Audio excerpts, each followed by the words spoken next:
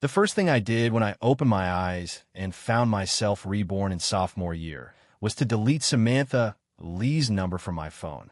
Yeah, Samantha, me wife from my previous life, the one who looked me in the eyes on my deathbed and told me she had always loved my brother, not me.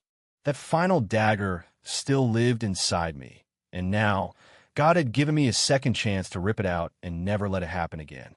So when my phone buzzed with a message from Samantha that afternoon, asking me to invite Daniel out to the movies for her, I didn't even hesitate.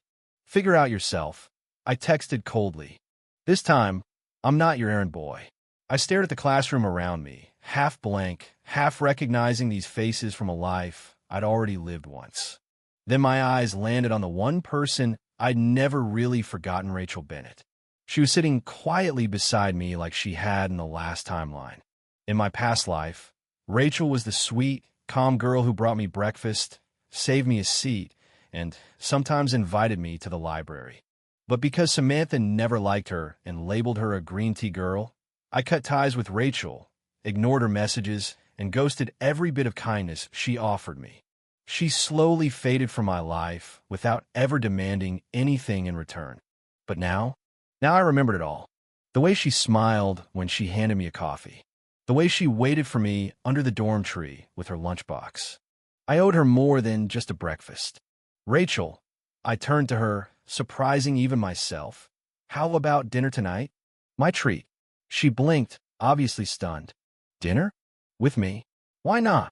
I smiled. Let's just say I'm in a good mood and wanted to celebrate with someone nice. Her cheeks flushed, and she nodded shyly. Later that evening, I took her to a quiet sushi place near Crescent Valley University, a spot I remembered she liked. During dinner, she asked, "Ethan, are you planning to take the grad school entrance exam?" That hit me hard. In my past life, I had given up that dream for Samantha. Yeah, I said with certainty. Jiaodong University. Her eyes lit up. Me too. For the first time in a long while, I felt real hope stirring inside me. Then we can study together, I said. Hold each other accountable. She giggled, nodding. It felt pure, effortless, like how things should have been all along. But fate is never that kind. Halfway through dinner, Samantha walked into the same restaurant with Daniel. The moment she saw us, her face twisted. Ethan, she marched toward our table like she still owned me. This is what you meant by having something else to do? Having dinner with her? I looked up calmly. No longer that lovesick fool who once thought her jealousy was cute. Yeah, so what? You're on a date too, aren't you? I said, glancing at Daniel. I didn't interrupt yours. Don't ruin mine. Samantha's expression cracked. You're being mean to me for her. I stood up and shielded Rachel with my body. You gave up your right to comment on my life the moment you picked my brother over me. We're done. Samantha. I walked Rachel out of the restaurant, leaving Samantha frozen in place. Daniel chased after us. Xiaofan Ethan, he said, grabbing my arm. Don't be like that with Samantha. You like her for years. Talk to her properly. I turned to him with all the weight of 2 lifetimes behind my eyes. Daniel, I said slowly, she's always liked you, not me. And now I don't like her anymore. I reached out and took Rachel's hand. This is the girl I like. And I won't let Samantha manipulate me again. When Samantha caught up with us outside, I didn't even look at her. I just led Rachel away, back toward campus. She was quiet the whole walk back, her head down, her fingers twitching nervously. I finally said, Rachel, I'm sorry. I used you to get rid of Samantha. I didn't mean to drag you into drama. She stopped walking. Ethan, she whispered, you said you don't like Samantha anymore. Is that true? Yes, I said immediately. I'm done with her. The farther away, the better. Then she did something I didn't expect. She looked up at me, her face flushed red, and said, Then can I like you? My heart stopped. Rachel Bennett, the girl I once ignored, now stood in front of me with all her feelings laid bare. I stared at her, taking in her delicate features, her soft voice, the way her hands clutched her tote bag nervously. I'd always known she was kind, but I never let myself see her as anything more than a classmate. You're a great girl, Rachel, I said gently, patting her head. It's my honor to be liked by you. But I want to be serious this time. I need a little time to understand my feelings.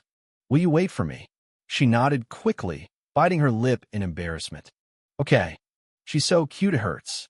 And for once, I felt like maybe I didn't need to prove anything to anyone. Until the next week. Samantha came looking for me again. She barged into the classroom in front of everyone, demanding, "Ethan, can we talk?" All eyes were on us. I sighed and followed her outside. "What is it?" I asked coldly. She hesitated. "Do you want to be with me again?" I blinked. "What? Didn't you always like me?" she said. "Let's get back together." I laughed, but there was no humor in it. "You gotta be kidding. I used to like you, sure. Not anymore. You chose Daniel, remember?" "I never said that," she said, biting her lip. "You're just assuming I liked your brother." I stepped back. "Unless you know I'm reborn too." Her eyes widened. "You're also." But I cut her off. "Yeah, I remember everything. Especially the part where I died after giving you everything I had, and you still spat in my face." She staggered. You don't have to explain. Just don't bother me anymore. This time, I'm living for myself." I walked away, but I had no idea that this was just the start. Because if Samantha was also reborn, things were going to get very complicated. After that confrontation with Samantha, I really thought she'd back off. But I underestimated how people behave when they lose control over someone they always thought would stay. Because suddenly, I started running into her everywhere: cafeteria, campus bookstore, even outside the guy's dorm like some sad sitcom character. At first, I tried to ignore her, chalk it up to coincidence, but the fifth time I saw her hovering like a shadow, I snapped. I pulled her aside, my tone sharper than I meant it to be. "Samantha, what do you want from me?" Her eyes glistened, but I didn't flinch. "Why are you haunting me?" Then I saw this weird flicker in her eyes. Curiosity? Panic? Relief? "Wait," she said quietly. "Are you also reborn?" My heart dropped, but my face didn't move an inch. "I don't know what you're talking about." She exhaled, visibly relieved. "Oh, good." That night, I made another decision. I would stop paying for her rent. In my last life, I spent half my monthly allowance, $7.50, just so she could have a single apartment off campus. All because she claimed her roommates were mean to her. My own expenses barely left me breathing. And for what? So she could cheat on me in peace. Not this time. I told her flat out, "I'm done covering your rent." Figure it out. Her face turned pale. "Ethan, how can you do this to me?" "Easy," I said. "Because I no longer like you. And because your attitude disgusts me." She stormed off with tears in her eyes, shouting, "You'll regret this someday." But deep down, I knew the truth. I regretted nothing. Not anymore. In my past life, I wasted years serving a woman who never gave me her heart, just her silence. She'd order me around, never smiled unless she needed something, and even when I was dying, she couldn't pretend to care. It's kind of pathetic, really, that I once thought her indifference was my fault. Now, watching her unravel just because I wasn't playing the loyal dog Anna Maria was eye-opening. Around that time, my brother Daniel called me. "Ethan," he said with hesitation, "Mom and Dad just got word that Samantha's father had a stroke. He's in a hospital and needs care." I remembered this exact thing from my previous life. Back then, Daniel and I kept it from Samantha so she wouldn't worry. I even took 2 weeks off school to help take care of her dad. Spent my days cleaning up after a man who never saw me as good enough for his daughter. In return, nothing. He treated me like a nuisance. Her mom called me a burden more than once.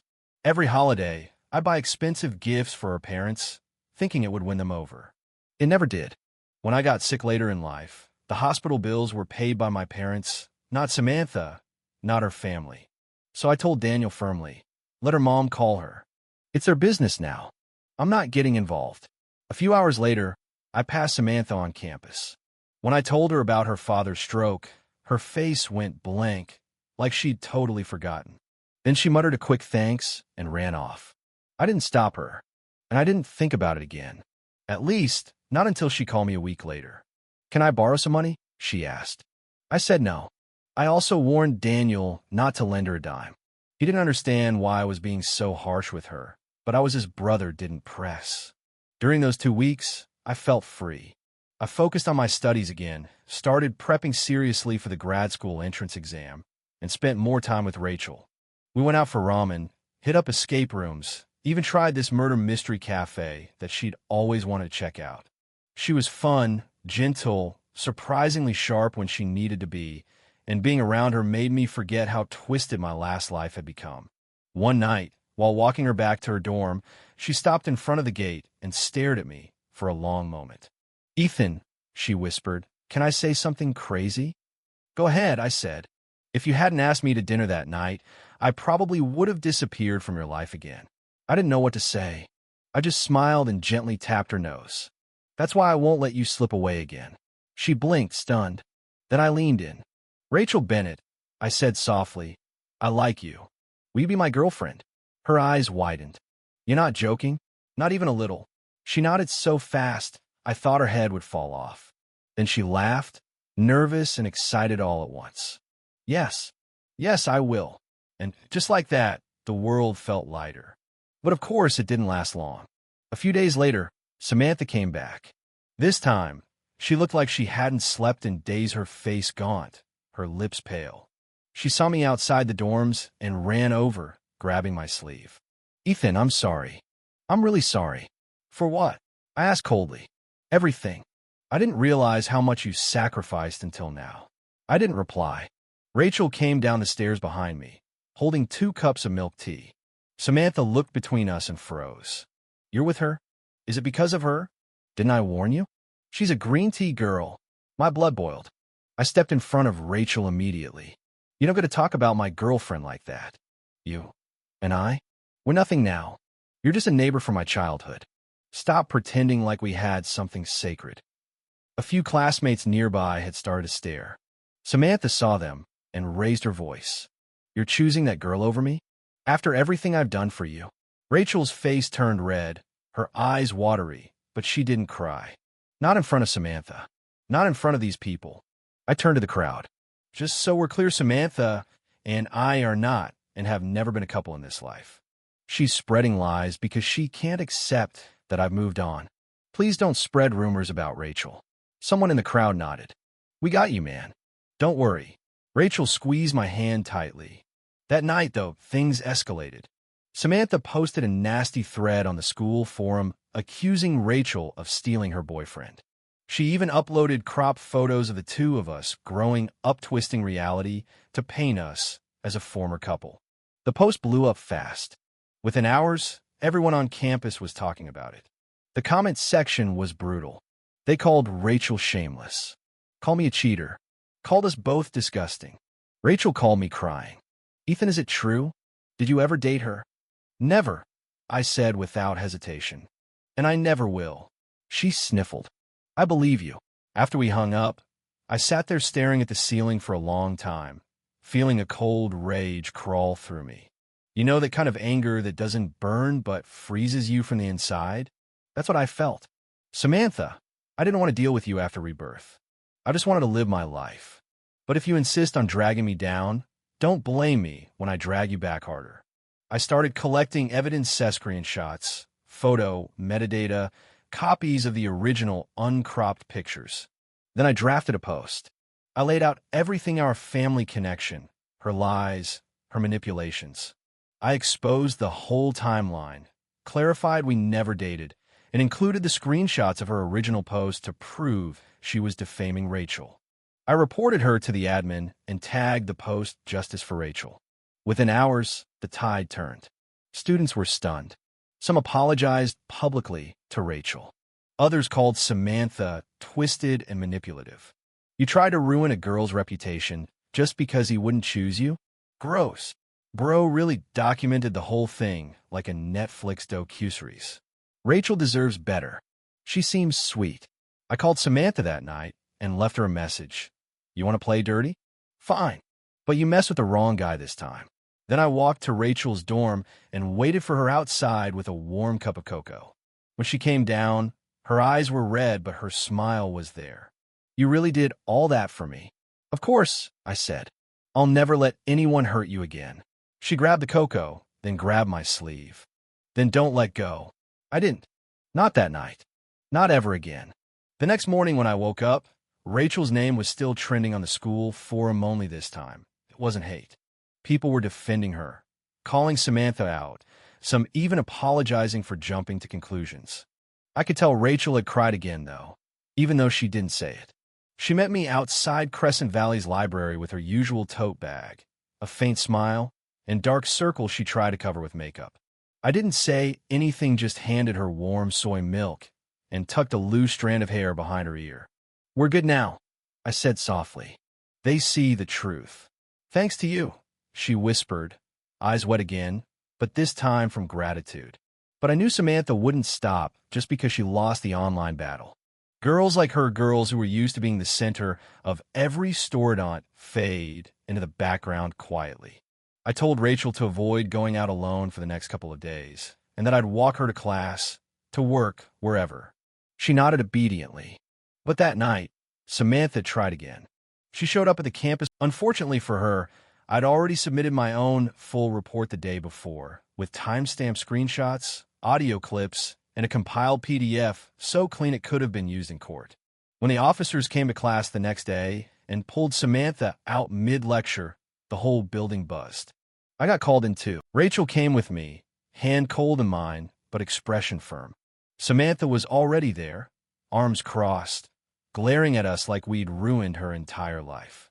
"You actually called the police?" she hissed under her breath. I smiled calmly. "Yeah, you messed with my girlfriend's name. So yeah, I absolutely did."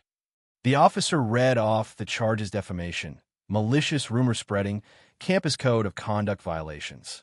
I didn't say a word, just passed them the USB with every bit of evidence neatly labeled. Samantha paled. The officers gave her two options: pay a $500 fine and $800 in mental damages to Rachel, along with 3 days of administrative detention, or apologize and mediate publicly. She turned to me in disbelief. "Ethan, you wouldn't really let them detain me, right? We've known each other our whole lives." "Yeah," I replied without emotion. "And you still tried to ruin me." Her lips trembled. "I'm sorry, Rachel," she finally muttered. "I shouldn't have said those things." Rachel didn't respond. She looked at me like she was waiting for a cue, and I'd already told her what to do. "We decline mediation," she said clearly. Samantha snapped. "Then I want to make a call."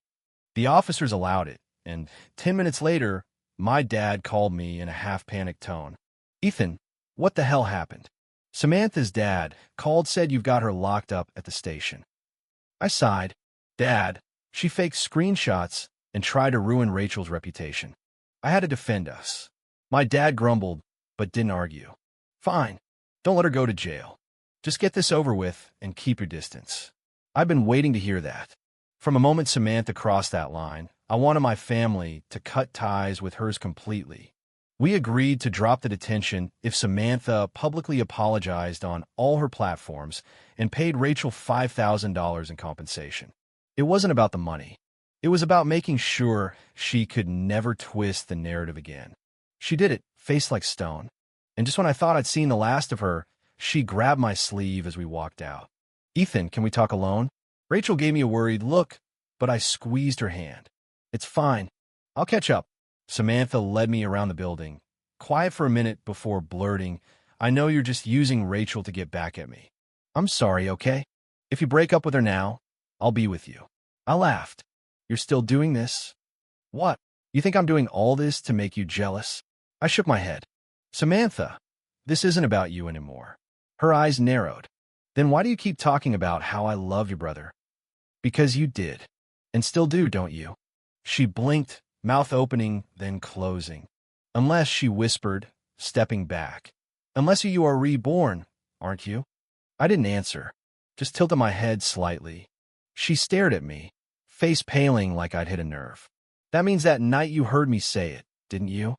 My voice dropped. Every word. She backed away slowly, lips trembling. Then you know everything?" I smirked. "You think you were the only one who got another shot?" She turned and ran. I didn't chase her. I had no reason to. A week passed, quiet for once. Rachel and I started reviewing for the grad school entrance exam together, set up a weekly study plan, and went to a quiet cafe downtown with outlet plugs under every table and lo-fi music playing overhead. Sometimes she'd rest her head on my shoulder between chapters. Sometimes we just held hands in silence. One night, while waiting for our drinks, she tugged my sleeve. "Ethan, can I ask something selfish?" "Go ahead." "Promise me," she said, voice soft but firm. "No matter what Samantha does next, you won't look back." I smiled. "There's nothing to look back at. I only look forward, know what you." She leaned her head on my arm, and for the first time in 2 lives, I felt real peace. But of course, peace never lasts long in stories like mine. Because 3 weeks later, Daniel me brother got into a car accident. Exactly like last time. Only this time, I'd been watching him. That day, June 28th, I followed him everywhere. We grabbed breakfast together, I sat in on his lecture at Westbridge College. We even played a round of ping pong in the campus rec center. By 3 p.m., I relaxed. In my past life, that was the moment his accident happened. It was supposed to be safe now. But fate's got a messed up sense of humor. Because just when we turned a corner outside the college gate, a delivery tricycle with 0 brakes came barreling down the street. Time froze. I barely had enough space to shove Daniel out of the way. Then I felt another body beside, someone else jumping in at the same time. We all hit the ground hard. When I turned my head, blood pounding in my ears, I saw her. Samantha.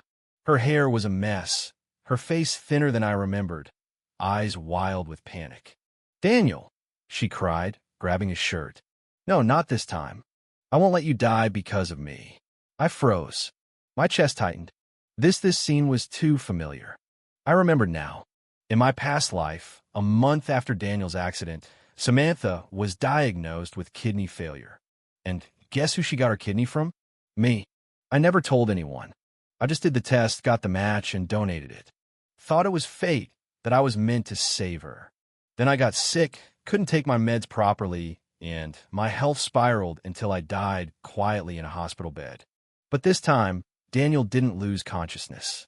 He had a broken leg and a minor concussion, but he was awake. When the doctors wheeled him in, I stayed with him the whole time. Samantha sat beside him too, whispering nonsense like, "Don't die. I won't take your kidney. I promise." It was like she'd finally realized what really happened back then. The kicker? After the scans, the doctors discovered Daniel only has one kidney, a congenital defect. Always had just one, which means the donor in our past life had to have been me. And now, Samantha knew it. Her expression crumbled. She looked like she wanted to say something, but couldn't get the words out. I didn't say anything either. Just watched her fall to the floor in silence, sobbing like someone had ripped her world apart. The next morning, she followed me into the hallway and grabbed my sleeve. "Ethan, I didn't know. I swear I didn't know. If I had, I would have what?" I asked. "Not married me? Not let me die." "I'm sorry," she sobbed. "I really am. I'll make it up to you. Please. I don't want to lose you." I peeled her off me. "You lost me a long time ago." She begged, cried, pleaded. I didn't respond. I told the nurse to keep her out of the room, then locked the door behind me. And for the first time since my rebirth, I realized this wasn't about revenge anymore. It was about healing, and I finally felt like I could breathe again. Daniel's surgery went smoothly, and while he recovered, I took shifts at the hospital with my parents. Rachel came by almost every evening, sometimes with flowers, sometimes with homemade soup in a thermos, and every single time with that calm, grounded presence that kept me from losing myself. My parents adored her. My mom actually pulled me aside once and whispered, "If you let this one go, I'll never forgive you." I laughed, but deep down, I knew she was right. Compared to Samantha's loud, messy, always the main character energy, Rachel was like sunlight coming through a half-open window, gentle, healing, and exactly what I needed. But on Daniel's discharge day, just when we thought things were finally stabilizing, I pushed him in a wheelchair through the hospital lobby, only to see two people I never wanted to see against Samantha's parents. Mr. and Mrs. Lee. Before I could react, they rushed forward and dropped to their knees right in front of me. "Ethan, please, Mr. Lee begged. Please save our daughter." My mom gasped. My dad froze. I stood completely still, trying to process the scene. "What are you doing?" my dad said, stepping forward to lift them, but they kept bowing, forehead almost touching the tile. "She's dying, Mrs. Lee sobbed. She's in the late stages of kidney failure. The doctor said she doesn't have long without a transplant. I stared at them, stunned at their nerve. You want me to donate a kidney to her? Mister. Lee nodded eagerly. You're a match. She said you were. Please, just think about it. You've loved her for so long. My heart twisted, but not out of guilt, out of disgust. Loved her, I repeated quietly. Past tense. You've always followed her like a puppy, mister. Lee insisted. Isn't this your chance to prove your love? My dad lost it. Are you serious? You think we should reward your daughter after everything she's done? It's not about the past, Mrs. Lee pleaded. It's about saving her life. And what about my son's life? My mom snapped. He's supposed to give up an organ again for a woman who treated him like dirt? Then Mrs. Lee said something that nearly made me laugh out loud. If Ethan donates the kidney, I'll make Samantha marry him. She'll be his wife again. I stared at her, stunned. So let me get this straight, I said slowly. You want my kidney? In exchange, I get a broken girl who never loved me, plus a wedding where you'll probably still demand a house, a car, and a fat cash gift? Mrs. Lee looked momentarily flustered, but tried to keep her composure. Well, it's standard. A sick girl needs stability. It's not unreasonable. You want my organ and my money? My mom shoved forward, furious. Are you two out of your minds? Get out, my dad said coldly. You're not welcome here. But mister, Lee wasn't done. Ethan, don't act high and mighty. You should be honored that she even considered living with your kidney. She's always been out of your league. Then she can die with her pride intact, I said sharply. Because I'm not your plan B, not anymore. They still wouldn't move. Mrs. Lee even grabbed my leg, crying, you must. You have to save her. I yanked my leg free. If you don't leave now, I'm calling security. She hesitated, still on her knees, tears streaming, but finally stepped back when my dad pulled out his phone. I pushed Daniel's wheelchair past them and never looked back. The next few weeks were quiet, but heavy. Rachel and I focused on internships, on grad school prep, on rebuilding life piece by piece. We rented a small place near downtown, barely 500 square feet, but it was ours. Every morning, we made breakfast together. Every night, we studied side by side, quizzing each other on theories and mock tests. Sometimes we were too tired to talk, so we just leaned on each other in silence, letting the closeness say what words couldn't. For the first time in both our lives, it felt like we were choosing peace. But of course, the universe wasn't done testing me yet. One Friday evening, as I stepped out of the company I was interning at, I saw a familiar figure kneeling on the pavement outside. It was Samantha. Her hair was tied back messily, her clothes baggy and wrinkled, and her eyes once always lined in sharp eyeliner wear hollow. She had been kneeling so long that when she tried to stand, she collapsed. Her palms hit the concrete hard, scraping open. Blood smeared the sidewalk, and gasps erupted from the small crowd forming. I froze. She saw me and immediately reached out. Ethan, save me. What? I said, not moving. I'm really dying, she whispered. I haven't bothered you in months. Please, I have no one else left. Don't let me die. Her voice cracked. I won't come between you and Rachel anymore. Just this once. Please. Her face was pale, lips cracked, skin thin as paper. And yet it would have been a lie to say it didn't affect me at all. But I didn't move. I didn't soften. What makes you think I'd trade my life for yours again? She froze. No, it's different this time, she stammered. Just one kidney. You won't get sick. You can take care of yourself this time. You won't die. The more she spoke, the more desperate she sounded, as if she were trying to convince herself. Please, Ethan. I'm begging you. Then keep begging, I said coldly. But not to me. I walked past her. Didn't stop. Didn't turn around. Not even when I heard her fall again behind me. A week later, I heard through a mutual friend that her parents had mortgaged everything to buy a kidney off market. 300 or 400 grand gone overnight. The operation saved her, but not entirely. Her other organs had been too damaged by then. She might live another few years. Maybe. I didn't ask again. I didn't check in. I just focused on Rachel. In October, we sat side by side at the grad school entrance exam. We didn't talk. Didn't ask each other how we did. Just held hands and walked out of that building knowing we had done our best.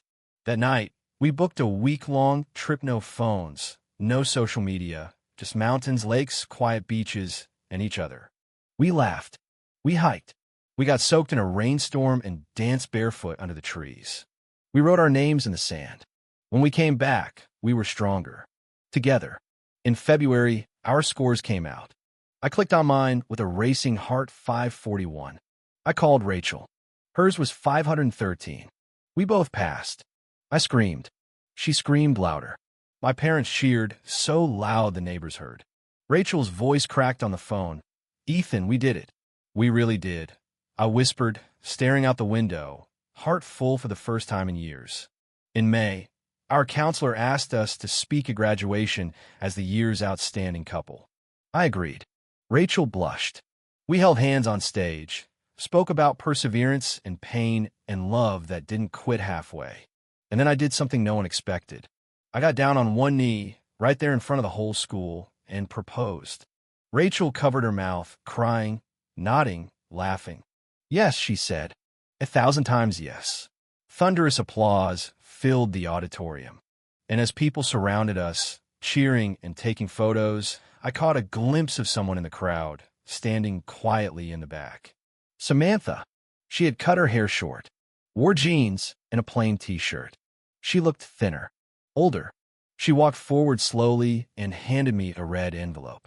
Congratulations, she said, forcing a small smile. I took it, looked her in the eye. Thank you. I hope you find peace, too. She nodded, then turned and walked away. I didn't stop her, didn't call out. And as I turned to Rachel, who was trying not to cry while adjusting her wedding gown in the mirror light of the reception hall, I knew. I had finally let it go. The wedding was beautiful, simple, but sincere, held in the backyard of a vineyard outside Brighton City. Rachel wore a white satin gown with lace around the sleeves and tiny pearl buttons that shimmered when the sun hit them. Her hair was curled loosely, tucked to one side, and when she smiled at me walking down the aisle, I forgot every single storm I had weathered to get here. My parents cried. Her parents cried. Even Daniel teared up as he handed me the rings, whispering, "If you screw this up, I'm taking her side." I laughed through my tears and nodded. This was it. This was the life I had come back to fight for, not the broken one I left behind, not the pity-filled memories of dying unloved in a hospital bed, but the one where Rachel looked at me like I was her entire future. After the ceremony, as we were greeting guests and collecting red envelopes, I saw Samantha again. She stood at the edge of the garden, out of place in a loose beige blouse and jeans, holding a small white envelope in both hands. She looked thinner than ever, paler. Her eyes were clear, not with hope, but with something that looked like surrender. When she finally stepped forward, she offered the envelope to me. "Congratulations, Ethan," she said softly. "I really mean that." I took the envelope and nodded, unsure of what else to say. "Thank you," I replied. "I hope you're doing okay." She smiled weakly. "I'm alive. That's enough, right?" Then, without another word, she turned and walked away. That was the first time I ever truly believed she wouldn't come back again. That maybe she had finally understood. But life isn't always that clean. A few months in a married life, Rachel and I moved into a rental house near the university where we were both starting grad school. It was modest but cozy, filled with secondhand furniture and sticky notes we left each other on the fridge. On her birthday, I made blueberry pancakes and spelled out, "I love you," with chocolate chips. She cried. On mine, she gave me a hand-stitched book of all our ticket stubs, receipts, and Polaroids since our first date. I cried harder. We were happy. We were free. And then one afternoon in late October, I came home to find Rachel standing frozen in the living room holding a letter. Her face was unreadable, but her eyes were shining in a way I hadn't seen before. "It's from Samantha," she said. I took the envelope from her and stared at the handwriting. It was shaky but familiar. Inside was a single sheet of lined paper, the kind you'd find in a hospital notepad. "Ethan," it read, "I don't want anything. I'm not asking for help. I just want to say goodbye. I'm at peace now. You were right to walk away. I was wrong about everything. I hope you and Rachel stay happy. I hope your kids grow up never knowing girls like me. Thank you for saving me even when I didn't deserve it. I'm sorry. I only learned to love after I lost everything. Yours, but no longer begging, Samantha. I didn't say anything for a long time. I folded the letter carefully and put it back in the envelope. Rachel walked over and wrapped her arms around me from behind. You okay? I nodded. I think so. Do you want to see her? No, I said quietly. Already did. That day at our wedding. That was our ending. We burned the letter together on the balcony, watching the flame curl the edges until it turned to ash. And just like that, something in me loosened. Let go. As grad school started, we both threw ourselves into our research. Rachel focused on environmental architecture. I dove into AI modeling and ethics. We spent nights in labs, weekends in libraries, and somehow still made time to cook together and argue about whether cilantro belonged in guacamole. Rachel hated cilantro. I learned to pretend I did too. Time moved fast. We graduated at the top of our programs, got hired at tech firms in the city, and adopted a golden retriever named Machi who barked at the mailman like he was defending national security. Every now and then, Rachel would glance at me across the couch, mid-Netflix binge, and say, "Do you ever think about the past?" I'd always answer the same way. Only so I can remember how lucky I'm now. And I meant it. But sometimes when I walked past the hospital where Daniel had once been wheeled in, or saw the old sushi place we went to in sophomore year, I'd think of Samantha. Not with pain, not with anger, just a flicker of what could have been if we had both been different people. In the summer of 2025, I heard from an old classmate that Samantha had passed away quietly at home. Her parents weren't with her. The nurse said she was smiling when she closed her eyes. They found a note on her nightstand. Tell Ethan I'm glad he didn't come. I wouldn't have been able to let go if he did. I didn't attend the funeral. I didn't bring flowers. But that night, I sat alone in the backyard, stared at the stars, and whispered, "Rest easy, Samantha." And then I turned the porch light off, went inside, and kissed my wife goodnight.